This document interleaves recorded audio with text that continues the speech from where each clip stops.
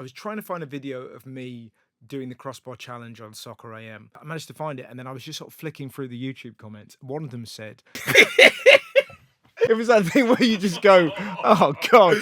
Next brilliant thing for me is gel pens.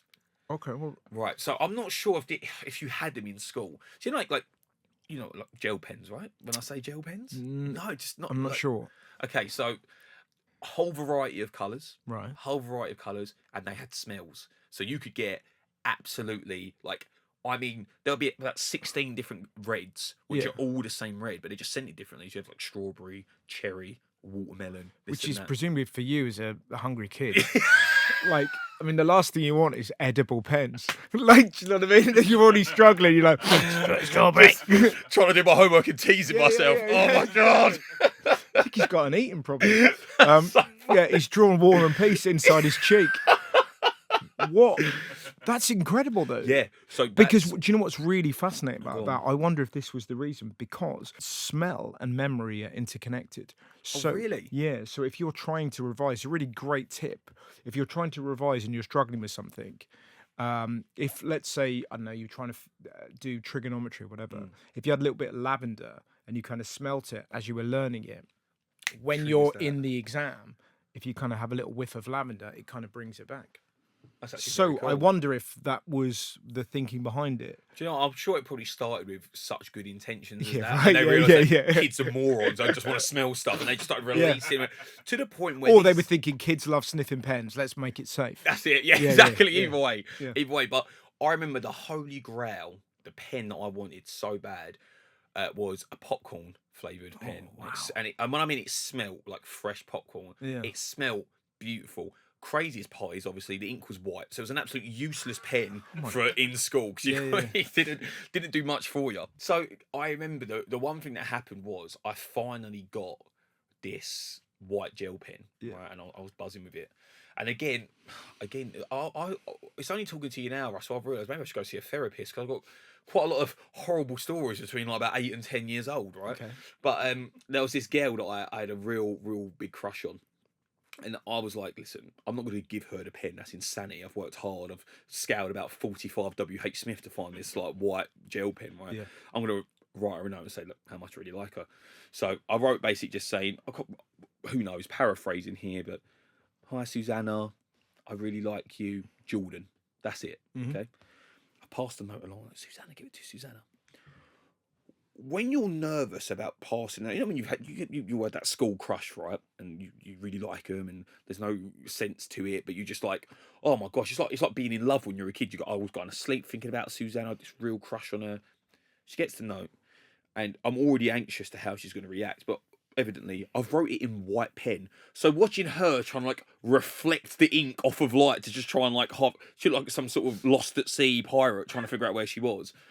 And then I see her like half smile, and I was thinking, "Oh my gosh, the gel pen's done it, mate. I've closed the deal here." She gets her own pen out. She writes it back, sends it down, and in red letters. So I don't know what I said, but it must have been the question. But in just one word, red letters, it just said no, and it was red. So even though I was heartbroken, at least I had the smell of cherry fizz or whatever that flavour was. But but that's kind of like a nice rejection in a way. Like, so you're like, no, cherry. That's the best no I've had. Wow, that's so interesting. It is interesting. Are they still around these days? Well, do you know what? I have no idea because my kids they're so young in school, they're not trusted with a pen yet. They're still on pencil. The only time I write in my life is because I'm a stand-up and I kind of like writing in notepads. Other than that, I don't think I would do it. Dan, try writing it in gel pen, mate. You're definitely going to remember it. I'm telling you that right now. That memory is going to be linked. That's going to be burned in. Yeah. But do you imagine that you're on stage with like a cherry fizz vape? Yeah. Just kind of. Give me a second, guys. Oh yeah. What do you think would be the ultimate pen flavour? We're trying to think. If you're kind of writing a, so you're writing a note to someone that you love. Yeah. So you're writing it and then you're giving it to someone. What is the smell you want to have and you want them to receive? I mean, it's a tough test between. There's a perfume called Baccarat Rouge, which my wife wore on our wedding day. I absolutely love that. I absolutely love that perfume. Or the Meteor pizza from Domino's. They discontinue it and bring it back every now and then. Barbecue with onions and meatballs. That's a concoction that should be on everyone's list, because that's powerful, man. Isn't it fascinating? If your wife had doused herself in a combination of those two, like imagine that, just a little bit of Meteor behind the ears. I think I probably would have. I would have screamed I do before she got up the aisle. I would have smelt her a mile away. Bit her shoulder. Just bit her. I do. You just see Perry as your best man get garlic sauce up. I've got you, bro. Yeah, just dip her feet in. What are you, Russell? What about you? Yeah, what are you going for? Ultimate smell, I'd say the top 3 smells for me are petrol. Really? Freshly mown grass, and I like a Sharpie. How about you, Dan? We've done our We smells. talked about the beaver's ass. Oh, is it vanilla? Yeah. Yeah. And it's used in perfumes and things, so their anal glands get squeezed. I don't know if they kill the beavers or whatever, but they squeeze the anal glands to get stuff out that we use in perfumes. Let's assume they don't, and let's imagine a world in which the beaver comes back to his friends after that's happened. Like, do you know what I mean? Where have I been? I'll tell you where I fucking been. Have you've seen all those Hollywood actors doing their perfume ads? Yeah, I'll tell you what you don't see. Somebody squeezing my crapper before they waft it all over Johnny Depp.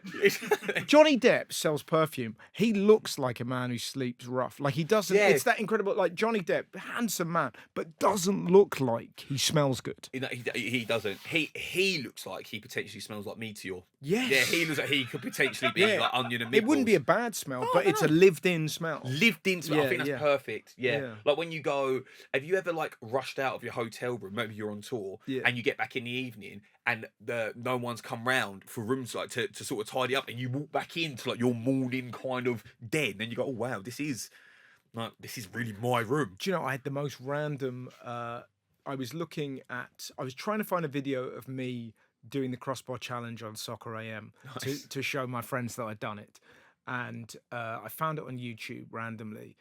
We were on like a sort of lads holiday, whatever, or old men holidays, the truth. And I managed to find it, and then I was just sort of flicking through the YouTube comments. One of them said, I was behind him at a Burger King at Leicester Station, and he stinks.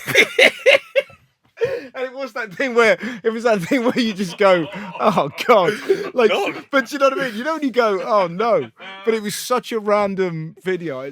God, it really got me. But that is it. You're never, when you're on tour and you're kind of rushing from place to place. Yeah. Sometimes you have no concept of the waft you're giving off, but clearly. But for him to smell me above burgers is bad, man. That's a strong mark. Must have been carrying an odour.